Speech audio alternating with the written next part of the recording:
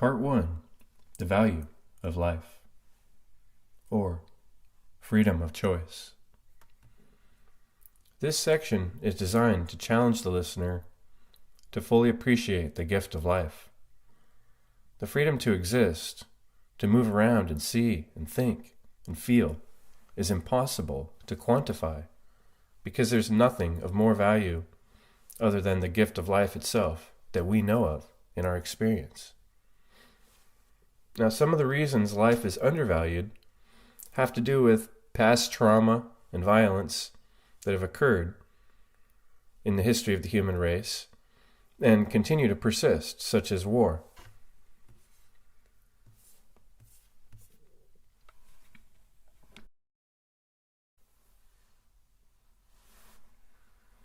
Viktor Frankl, a man who survived the Nazi concentration camps, is quoted, "Everything can be taken from a man, but one thing, the last of the human freedoms, to choose one's attitude in any given set of circumstances, to choose one's own way."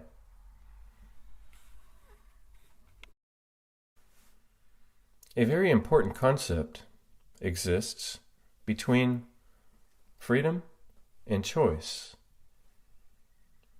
What freedom is there without choice? To choose your attitude is your last resort, as in Nazi Germany. Viktor Frankl was pushed to the very last thread a man can still survive from, and he understood this better than anyone. Your attitude is your direction or focus.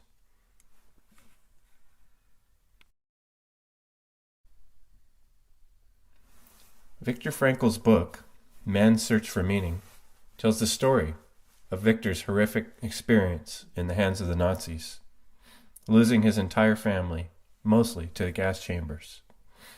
This incredible man survived and managed to bring wisdom to the world and gain strength from the experience. He is a shining example of just how valuable one human being can be. Not only did he survive, he used his experience as a tool to help others and to create a better world.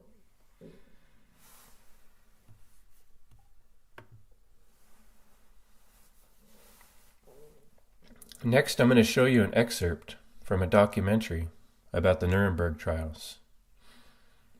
The reason is the World War II atrocities give us a vivid and lasting picture for what evil becomes when manifest in the world in its full, physical, brutal, shocking outcome.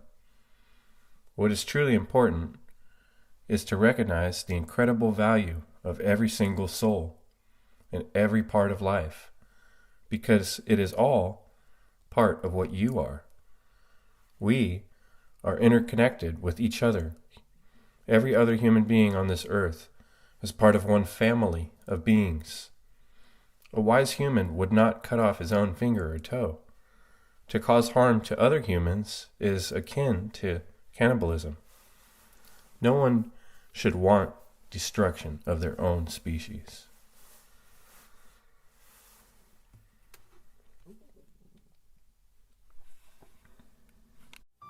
The prosecution introduced a film called Nazi Concentration Camps, a compilation of death camp horrors which was assembled by America's noted film director George Stevens. Many of these scenes were being shown to the world for the first time and produced unimaginable revulsion. Weeping broke out in the courtroom. Women fainted. And time after time, the words of the leaders and followers who had caused it all arose from written records to condemn them. Himmler had summed up the ethic. "I did not feel justified in exterminating the men while allowing their children to grow up to avenge themselves." General Jodl said, "If we had disobeyed, we would have been arrested, and rightly so." Hearst quoted his boss Adolf Eichmann as saying, he would leap laughing into the grave because the feeling that he had 5 million people on his conscience would be a source of extraordinary satisfaction. From the book, The End of All Evil. Simple.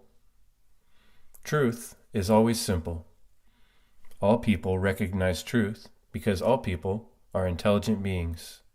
It is the nature of evil to create artificially complex ideas. It does this to hide or obfuscate the freedom it destroys. If you remove the complexities and fears from your life, you will find a plain and beautiful truth. This truth is the nature of your worth. As a human being, you are very special. You are unlike the minerals, the plants, or the animals of the earth. Nothing commands the abilities of intelligence like you. Nothing else has such complete and total ambition to satisfy dreams. Nothing else has the desire or the thirst for knowledge that you possess. You are a human being. I think it's plain to see why I pulled those two statements out of the book. They very much affirm the importance and the value of human life. They emphasize the uniqueness and the special abilities of being human. There's a recognition that there's a force working to hide truth, obfuscate truth, thereby destroying freedom. But you are intelligent. Now, let's take a minute and look at the definition of intelligence.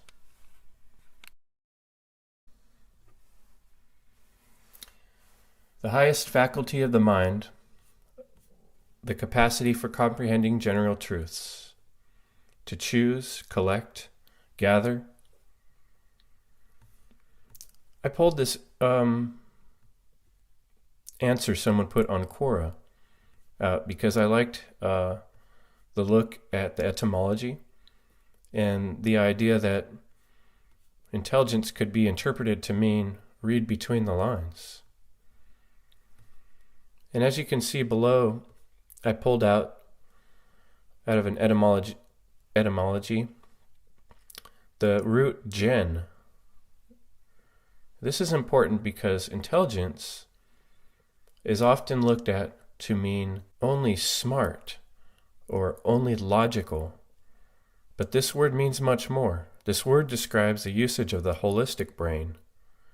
Using the left brain, that's the intel, if you take the first part of the word, or the straight info, and you commingle it with the right brain, or the gen, the birth, the right brain, which would be the creative, imaginative, intuitive brain function. The I in the middle of the word would be you. It's sort of a magic word. Intel, I, gen. So let's think of intelligence as combining the two polar opposites of our brain and thinking holistically. Not just numbers and letters. Please, in these quotes, substitute in your mind man for humans, because this applies to men and women. The value of man. To understand freedom is to understand the value of a person. Everything that evil wants is to disguise and destroy your value.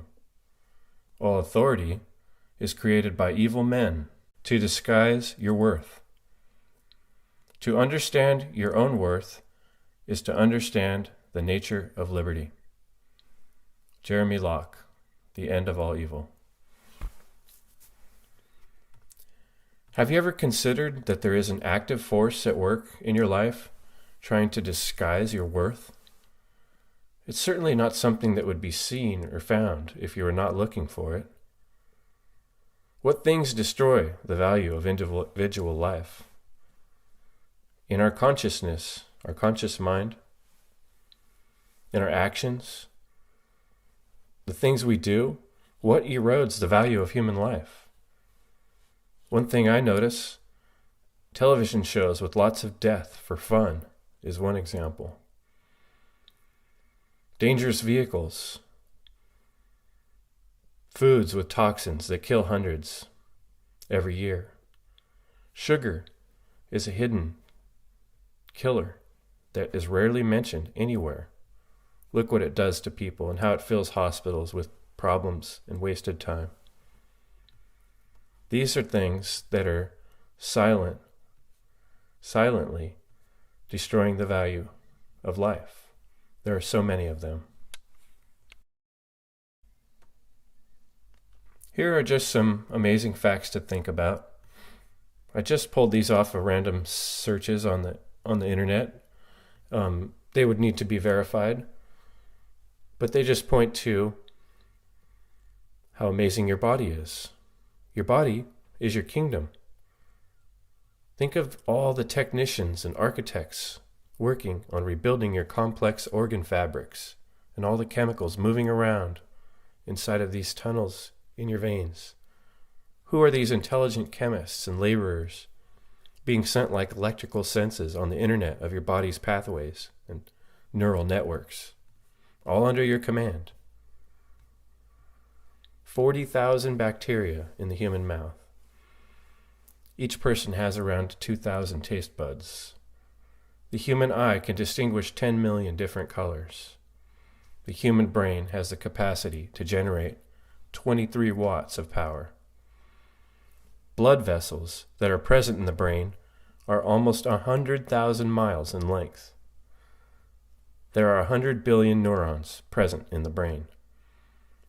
In early pregnancy, the neurons develop at an alarming rate of 250,000 per minute.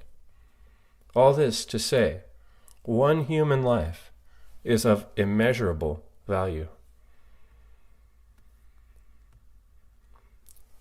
It's interesting also to think how much you actually command of your body and how many functions that the body operate autonomously without your conscious approval. A lot of functions run all the time, your organs, for instance, healing themselves. It's like this amazing spaceship that's fully operational, and all you have to do is sit at the helm, holding on the steering wheel. It's your castle. It's your kingdom. You are the ruler.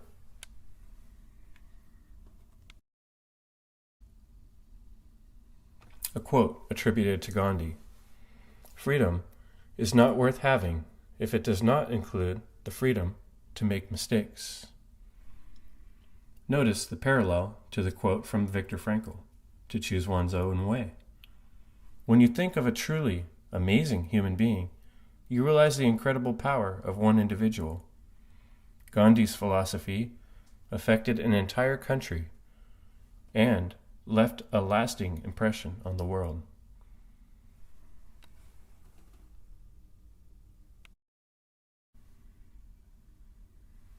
Another historical figure who gained respect and was known around the world for her dedication to help the sick and needy, Mother Teresa, was quoted as saying, "I alone cannot change the world, but I can cast a stone across the waters to create many ripples."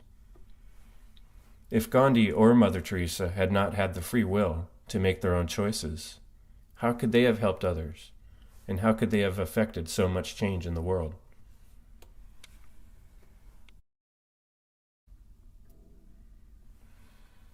The reason it's hard to recognize the true value of human being is that we are confused in the modern age about freedom and free will. These are the determining factors for understanding our true value as beings on this planet. World War II and atomic bombs are the type of things that make human life seem worthless and disposable. This is the work of true evil. Value in the modern sense is not the value I'm speaking of, which is why I differentiate here, calling it true value, which includes free will, choice, and freedom. True evil is what destroys free will, choice, and freedom. Not just doing bad stuff or what society deems wrong. That's just following the trend or the fad.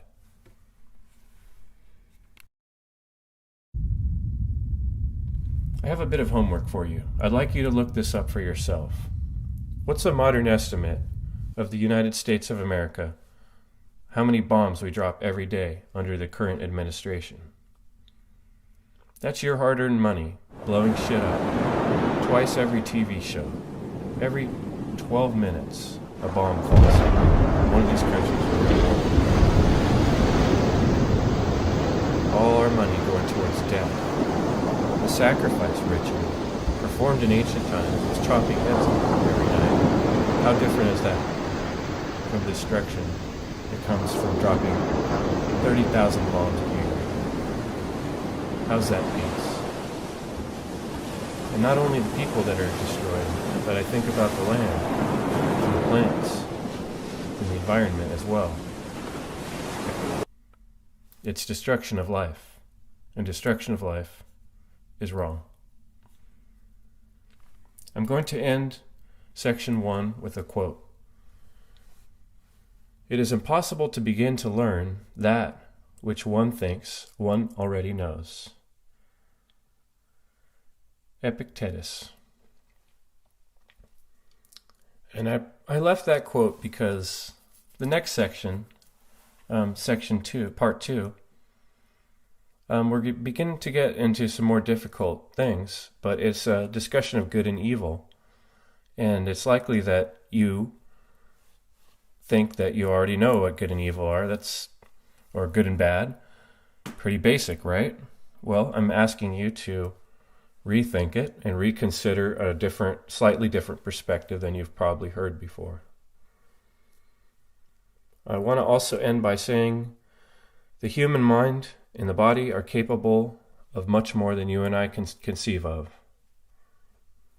Look up on the internet, feats of amazing strength, feats of the mind, amazing willpower. You'll be amazed and astounded. The limits are not known.